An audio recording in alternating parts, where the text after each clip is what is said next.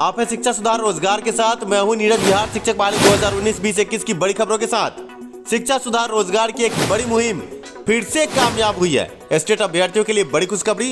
Estate अभ्यर्थी जिनके admit card में त्रुटि थी और शिक्षा सुधार रोजगार के साथ वो अभ्यर्थी खड़े थे, आज उनकी जीत हुई है। अभ्यर्थियों के एडमिट कार्ड में त्रुटि सुधार की बात को हाईकोर्ट ने स्वीकार किया है और अब एडमिट कार्ड त्रुटि सुधार करके अभ्यर्थियों की पुनः परीक्षा का रास्ता साफ होता नजर आ रहा है। टीटी 2017 गलत प्रश्नों के बदले अंक मुद्दे का केस पटना हाईकोर्ट में 5 अप्रैल 2021 को अगली सुनवाई की तारीख मुकर्रर हुई। ऐसे में अभ्यर्थियों को बड़ी जीत मिल सकती है। बात हम एस्टेट रिजल्ट 2019-2021 की करेंगे।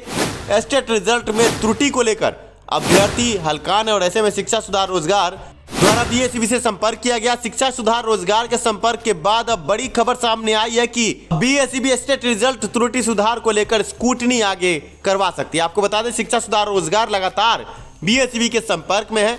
हम लगातार बीएसईबी का चक्कर काट रहे हैं आप अभ्यर्थियों के लिए।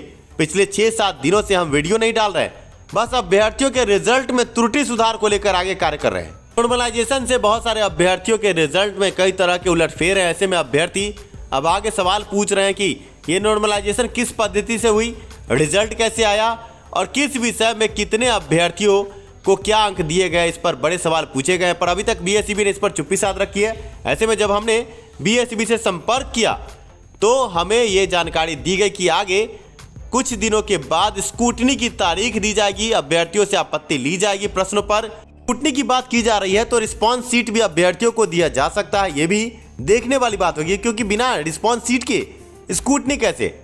स्कूटनी में रिस्पॉन्स सीट, साथ में सीट का प्रश्न पत्र भी अभ्यर्थियों को उपलब्ध कराया जा सकता है। आपको बता दें कि बिहार टीटी 2017 के आंदोलन के बाद ही ओएमआर सीट और अन्य जरूरी दस्तावेज बीएसईबी द्वारा उपलब्ध अभ्यर्थियों को कराए गए थे। ऐसे में एस्टेट 2019-2021 में भी कुछ ऐसा ही होता नजर आ रहा है। बड़ी बात यह भी है कि अभी हम देख रहे हैं कि कुछ अभ्यर्थी केस के नाम पर अभ्यर्थियों से चंदा उगाही कर रहे हैं बिना किसी पुख्ता जानकारी के। सही दिशा निर्देश के अगर केस आगे बढ़ता है तो अभ्यर्थियों को मुंह की खानी पड़ सकती है। आपको बता दें, काउंटर डाल करके कुछ प्रश्नों को हटाने के लिए हामी भरी है। ऐसे में जो भी केस अभ्यर्थी आगे कर रहे हैं, पहले बीएसईबी के स्कूटनी को देख लें, क्योंकि हमारे रोकने से कोई केस रुकेगा नहीं। पर स्कूटनी की बात जब बीएसईबी द्वारा की जा रही है तो पहले स्कूटनी को देख ले, क्योंकि बीएसईबी ने CWSC 8278 केस में खुद काउंटर में कुछ प्रश्नों को आउट ऑफ सिलेबस और कुछ प्रश्नों के गलत होने की बात को स्वीकार किया। ऐसे में अगर कुछ प्रश्नों को डिलीट किया जाता है 2017 बिहार टीटी की तरह, तो बहुत सारे अभ्यर्थी बिना केस मुकदमे के ही पास हो जाएंगे। ऐसे में आप अभ्यर्थियों को सोच समझ के आगे कदम बढ़ाना है, क्योंकि अगर आप आगे केस बढ़ाते हैं और आपका केस डिसमिस होता है तो जो 10% उम्मीद बची है वो भी धूमिल हो सकती है, क्योंकि पटना हाईकोर्ट में बीएसईबी द्वारा खुद काउंटर डाला गया। अभी 150 पर अगर रिजल्ट आया है तो जो प्रश्न कठिन थे, आउट ऑफ सिलेबस थे या गलत प्रश्न है, उन प्रश्नों को अभी हटाया नहीं गया। इस संबंध में कोई दिशा निर्देश बीएसईबी द्वारा जारी नहीं किए गए हैं। आप ये समझिए कि बिना सिर पैर का अगर आगे केस बढ़ा, केस डिसमिस हुआ, तो बीएसईबी जो काउंटर में ये बात कह चुका है कि आगे हम कुछ प्रश्न हटाएंगे, उन प्रश्नों को बीएसईबी हटाएगा नहीं, क्योंकि केस डिसमिस हो गया होगा और उसके बाद जो अभ्यर्थी कुछ अंकों से पास होने वाले भी होंगे वो कहीं के नहीं रहेंगे।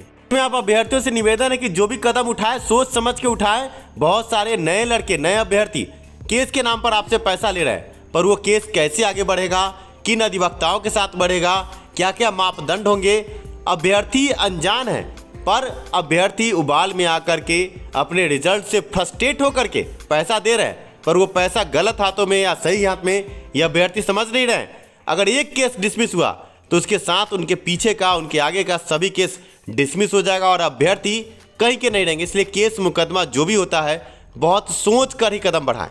आपके स्क्रीन पर है CWSC 8872 केस, एडमिट कार्ड त्रुटि सुधार का केस। पटना हाईकोर्ट से बड़ी राहत मिली है जो अभ्यर्थी पटना हाईकोर्ट में केस में है। अब पटना हाईकोर्ट ने यह निर्देश दिया कि इन अभ्यर्थियों की परीक्षा ली जाए।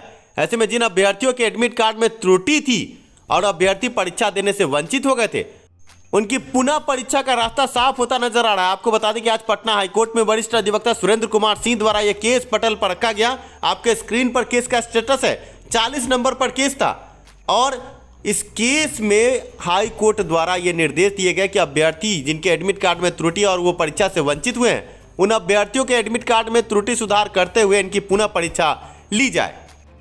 एडमिट कार्ड त्रुटि सुधार के केस में बड़े ऑर्डर के बाद हमने अधिवक्ता सुरेंद्र कुमार सिंह से बातचीत की। वरिष्ठ अधिवक्ता ने बातचीत के क्रम में कोर्ट की कार्रवाई में क्या क्या हुआ इससे पर्दा उठाया और आगे 23 मार्च 2021 को अगली तारीख दी गई है। इस बीच में इन अभ्यर्थियों की परीक्षा के संबंध में भी निर्देश आए हैं। क्या निर्देश आए हैं, अधिवक्ता की जुबानी सुनिए। साथ है वरिष्ठ अधिवक्ता सुरेंद्र कुमार सिंह जी। और एडमिट कार्ड स्टेट में एडमिट कार्ड त्रुटि सुधार को लेकर हाई कोर्ट से एक बड़ा ऑर्डर आया है। सर, क्या ऑर्डर आया है एडमिट कार्ड त्रुटि सुधार को लेकर? कोर्ट ने हम लोगों के ग्राउंड को स्वीकार कर लिया जी। और डायरेक्शन दिया गवर्नमेंट के वकील को कि आप जो हैं इन बच्चों का एग्जामिनेशन के लिए एडजस्ट कीजिए 2 अप्रैल में जी। ऐसे में और नेक्स्ट जो है उसको जवाब देने के लिए नेक्स्ट डेट 23 मिला। 23 मार्च को अगली तारीख दी गई है। हाँ, 23 मार्च में। सर, ऐसे में क्या लगता है, जो एडमिट कार्ड त्रुटि सुधार की बात है तो करीब 1000-1500 अभ्यर्थी हैं जो ऐसे समस्याओं से ग्रस्त है, जिनके प्रश्न पत्र का जो होता है सेट है उसमें कुछ प्रॉब्लम आया था। कुछ ऐसे अभ्यर्थी है जिनका जो ऑप्शनल पेपर उसमें समस्या आया तो क्या उन अभ्यर्थियों की परीक्षा दोबारा लेने के संबंध में कोई कड़ा निर्देश आया है? उन बच्चों का यदि आएगा तो उसमें भी निर्देश मिलेगा। यदि बच्चे लोग यदि वो अपना गिरभांस मेरे सामने रखेंगे तो उसमें भी मिलेगा। ऐसे में जिन अभ्यर्थियों के एडमिट कार्ड में त्रुटि सुधार है, स्क्रीन पर दिए नंबर पर जल्द से जल्द संपर्क करें। आपकी पुनः परीक्षा हो सकती है। अपने गिरभांस को अधिवक्ता के माध्यम से हाईकोर्ट में रखें। तो ये सर, ये एक बड़ी जीत अभ्यर्थियों की कही जा सकती है क्या? बिल्कुल बिल्कुल। अभ्यर्थियों को अब स्टेट परीक्षा में जिनका भी एडमिट कार्ड त्रुटि हुई थी उन अभ्यर्थियों की परीक्षा के संबंध में हाई कोर्ट से निर्देश हम कह सकते हैं। सर, एक बार इसको विश्लेषित करें, क्योंकि अभ्यर्थी अभी तक ठीक से समझ नहीं पाया। सर, एक बार सर विश्लेषित कर दें। हाँ, जो त्रुटि हुई थी एडमिट कार्ड के लिए जी, वो डिपार्टमेंट की गलती थी, न कि बच्चों की गलती थी जी। जो कि डेट का एक्सटेंशन किया गया था जी 22/1/2020 तक जी। जो बच्चे 22/1/2020 तक जी अपना रिप्रेजेंटेशन दायर कर दिए जी, लेकिन ई पोर्टल जो है डिपार्टमेंट के द्वारा नहीं खोला गया, वो बच्चों की त्रुटियां नहीं थी जी।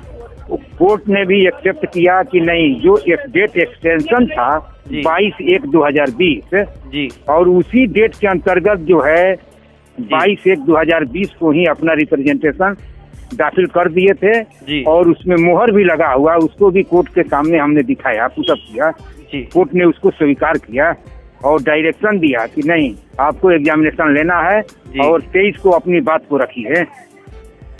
सर, ये बहुत बड़ी खबर है। धन्यवाद आपका कि आपने कीमती समय दिया, और जैसे ही इस संबंध में कोई और ताजा अपडेट आएगा हम आपसे संपर्क करेंगे। सर, धन्यवाद सर। Thank you. ऐसे में शिक्षा सुधार रोजगार की एक और पहल कामयाब हुई है और आपने जो अभी अधिवक्ता की जुबानी पूरी कहानी सुनी, आप समझ चुके होंगे। शिक्षा सुधार रोजगार सिर्फ खबर ही नहीं दिखाता, खबर की हकीकत भी दिखाता है। बदलाव की नई आवाज शिक्षा सुधार रोजगार। ऐसे में जल्दी ही ताजा अपडेट के साथ हम फिर से आपसे संपर्क करेंगे। धन्यवाद वीडियो देखने के लिए, साथ देने के लिए। शिक्षा में सुधार हो, सभी के पास रोजगार हो, इसी नारे के साथ अगले वीडियो में हम आपसे मिलते हैं। धन्यवाद।